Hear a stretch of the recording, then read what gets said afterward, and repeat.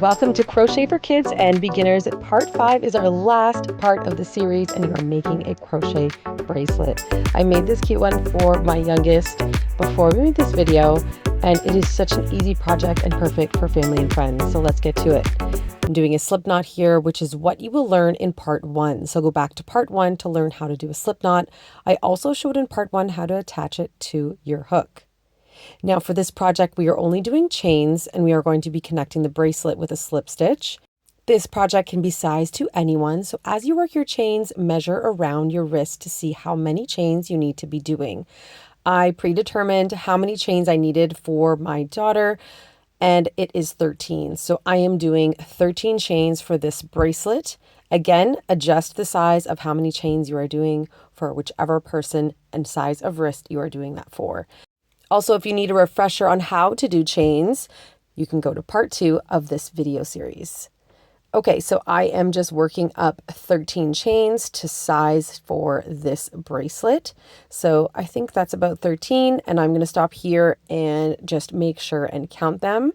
So that's 1, 2, 3, 4, 5, 6, 7, 8, 9, 10, 11, and 12, and 13. Perfect. Okay, so our bracelet is done.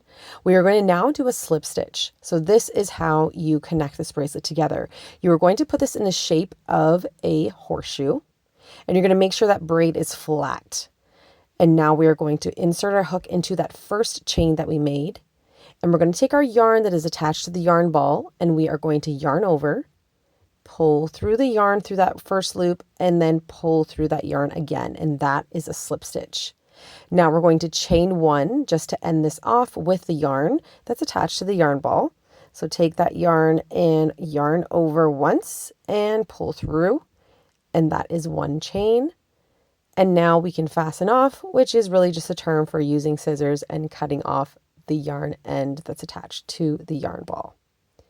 Now we're going to take our hook and just pull it up, and there's both of our yarn ends. And we are going to secure this with a tight double knot. Now you can weave in these ends, but I did find that just doing a double knot is secure enough and it really won't come apart. So we're going to go ahead and knot twice very tightly.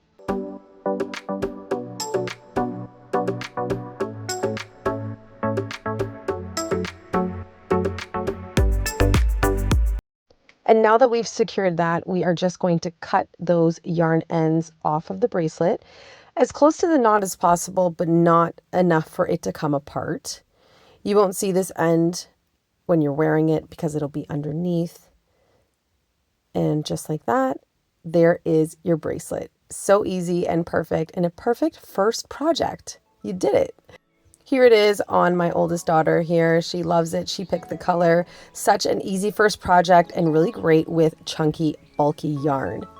If you've watched all 5 parts of this series, here are all the things you learned: slip knot, chains, single and double crochet, and you just made a crochet bracelet.